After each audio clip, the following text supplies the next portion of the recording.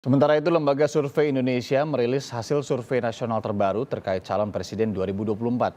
Dari simulasi 3 nama bakal capres, saudara, LSI menilai ada pengaruh batalnya Piala Dunia U20 terhadap elektabilitas Ganjar Pranowo.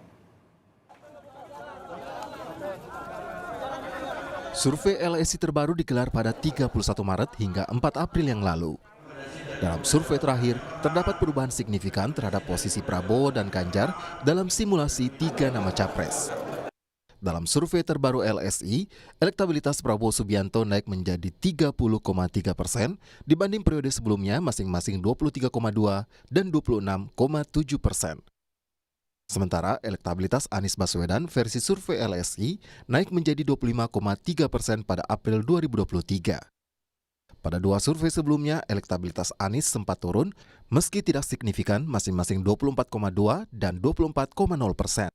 Sementara itu, LSI menemukan elektabilitas Ganjar Pranowo cenderung mengalami penurunan menjadi 26,9% dalam survei 31 Maret hingga 4 April 2023.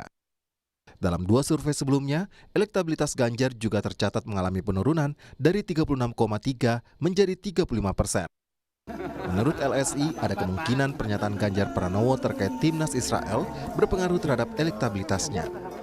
Dalam survei, Ganjar disebut cukup banyak sebagai pihak yang bertanggung jawab atas batalnya Piala Dunia U20 di Indonesia. Yang pasti faktor isu besar seperti isu Piala Dunia ini, karena 70-an% masyarakat kita itu kan